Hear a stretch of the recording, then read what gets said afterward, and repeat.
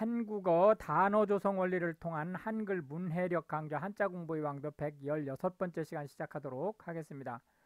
오늘도 우리는 5획에 해당하는 부수 하나를 체크하고 넘어갈 건데요. 구슬이라는 의미의 옥부가 되겠습니다. 옥부는 왕부와 임금왕을 나타내는 왕부와 함께 쓰이니까 그거 착오 없으시기 바라겠고요.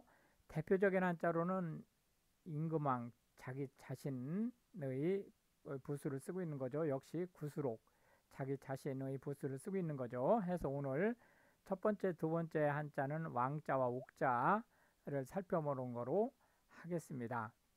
우선 왕이라고 하는 것은 군주 국가의 군주를 뜻하는 거죠. 군주 국가에서 왕은 그 나라의 주인의 입장이었죠. 왕자 다시 한번 써보겠습니다. 둘, 셋, 넷 해서 총 4획에 해당하는 한자가 되겠습니다. 임금 또는 군주라고 하는 왕자가 되겠습니다. 군왕 하면 임금 곧 왕을 뜻하죠. 왕좌 하면 왕의 자리라는 뜻입니다. 그래서 그 왕이라고 하는 직책 또는 직위를 얘기하는 거죠. 왕자라고 하면 왕의 아들을 얘기합니다. 여기서 이 아들 자자를 쓰는 건데요. 왕자 할 때 이렇게 아들 자자를 쓰는 거죠. 그렇지 않고 놈 자자를 쓸 수 있어요. 왕자 할 때 자를. 그러면은 왕자라는 말 자체가 곧 이 군왕이라는 말하고 같아집니다. 그러니까 그거 참고하시기 바라겠고요. 한자를 이 자자 한자를 뭐로 쓰느냐에 따라서 왕의 아들이냐 왕 자신이냐가 달라진다. 왕비는 왕의 부인을 뜻합니다. 왕권이라고 하면 왕으로서의 이 권력, 파워를 얘기하고요. 왕궁이라고 하는 것은 왕이 거주 및 직무를 하는 곳을 얘기합니다. 통상 왕은 다른 그 신분과 달리 그 거주지와 그 이제 안보 보안 문제 이런 여러 가지 문제 때문에 거주지와 집무실이 같은 궁 안에 있습니다. 물론 건물은 다르죠. 거주하는 곳은 따로 있고 또 집무하는 곳은 따로 있죠. 그렇지만 궁이라고 하는 큰 건물 안에 포함되어 있다. 이렇게 보시면 되겠고요. 왕도라고 하는 것은 그냥 글자 그대로 보면 1호 도로라는 뜻이에요. 즉 왕만이 왔다 갔다 할 수 있는 도로를 뜻하는 거고요. 또 이제 그것보다는 왕만이 다닐 수 있는 도로라는 의미보다는 왕이 마땅히 걸어야 할 길을 뜻하죠. 그래서 왕이 해야 될 일, 지켜야 될 품위 이런 것들을 이제 왕도라고 얘기를 합니다. 그 다음에 이제 두 번째로 왕도는 왕궁이 위치한 성읍을 얘기합니다. 그래서 왕도는 곧 지금으로 말하면 수도와 같다. 왕명은 왕의 명령을 얘기하는 거죠. 왕명은 지금으로 말하면 법률과 같습니다. 꼭 명이라고 하는 형식을 취하지 않고 현장 지휘를 하는 것도 법률과 같습니다. 왕관은 왕의 권위를 나타내기 위해서 머리에 얹는 관, 뭐 그게 모자 모양이냐 또는 뭐 상투 모양이냐 이런 모양새하고는 관계없이 어쨌든 머리 위에 얹는 그 징표를 왕관이라고 한다. 두 번째 한자는 옥자가 되겠는데요. 구슬이라는 의미입니다.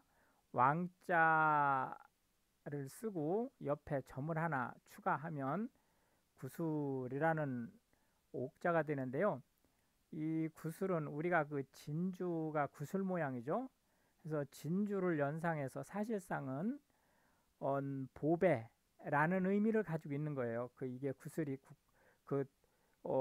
공 모양의 물체를 원래 우리가 구슬이라고 하죠. 근데 여기서 옥이라고 할 때 구슬은 그런 구슬보다는 물론 그런 구슬을 당연히 뜻하죠. 그러나 그런 구슬보다는 보배라고 하는 의미를 강하게 가지고 있다라고 하는 걸 염두에다 두고 보셔야 됩니다. 둘, 셋, 넷, 다섯에서 총 5획에 해당하는 한자가 되겠고요. 구슬, 즉 이 구슬은 단지 공 모양의 물체뿐만이 아니고 보배라는 의미를 강하게 가지고 있다고 그랬죠. 옥동자 그러면 아주 예쁘고 잘생긴 아기를 뜻하는데 그것보다는 아주 귀한 아들을 더 강하게 뜻하고 있다. 이렇게 보시면 되겠고요. 옥편이라고 하는 것은 한자의 자전, 사전이 아니고 자전이라고 합니다. 왜 그러냐면 사전은 말기를 풀이하는 건데 반해서 전통 중국 한자, 지금 현재 우리가 배우고 있는 게 대만 한자죠. 그 대만 한자는 글씨 하나가 단어를 구성하고 있기 때문에 자전이라고 얘기를 한다. 글자 자자 써서. 금지옥엽이라고 하는 것은 금으로 이루어진 가지에 옥으로 이루어진 잎사귀라는 뜻이에요. 그래서 아주 귀하디 귀한 것을 얘기합니다. 주옥이라고 하는 것은 이게 이제 글자 그대로 이 옥을 얘기하는 거죠. 이 주는 구슬이란 뜻이에요. 구슬 안에 보석, 그 구슬과 옥을 합쳐서 보석이라는 의미를 가지고 있는 거죠. 그래서 이 주옥은 아주 화려하고 가치 있다라는 의미를 가지고 있습니다. 그래서 옛날부터 이제 주옥 같은 문장, 이제 이런 표현이 되면 그 문장의 서술 방식이나 표현력이 아주 뛰어난 그런 글을 얘기하는 거죠. 옥석을 가리다라는 얘기는 옥인지 그냥 돌멩인지를 가리다라는 뜻으로 옥석을 가리는 것은 안목이 좋다라는 뜻을 가지고 있습니다. 금과 옥조라고 하는 것은 금으로 된 과, 그러니까 분류 체계를 얘기하는 거죠. 그리고 옥으로 된 가지를 뜻하는 거죠. 그래서 금과 옥조라고 하면 아주 귀중한 또는 절대적으로 잃어버리면 안 되는 규율, 규정, 법률 이런 것들을 얘기합니다. 옥체라고 하는 것은 왕의 신체를 뜻하는 거고요. 백옥이라고 하는 것은 흰 옥, 흰색의 옥이란 뜻으로 여성의 아주 아름다운 피부를 의미합니다. 옥좌라고 하는 것은 옥으로 만든 의자라는 뜻으로 임금이 앉는 자리. 여기서 이 옥좌 일때 이 좌는 왕좌하고는 다른 거예요. 이거는 물리적인 자리입니다. 물리적인 의자를 옥좌라고 얘기를 하고, 옥문이라고 하는 것은 옥으로 만든 문이란 뜻이에요. 그래서 뭐 전설 속에 나오는 어떤 그 어, 뭐 옥황상제가 사는 그 궁궐의 문, 이런 뜻을 가지고 있는 건데, 실제 이제 그런 것보다는 음, 이제 여성 생식기를 높여서 부르는 말로 더 많이 쓰이고 있다. 이제 이렇게 보시면 되겠습니다. 그 다음에 이제 마지막으로 살펴볼 한자는 사자인데요. 벼슬이라는 의미의 사자가 되겠습니다. 사람 인변에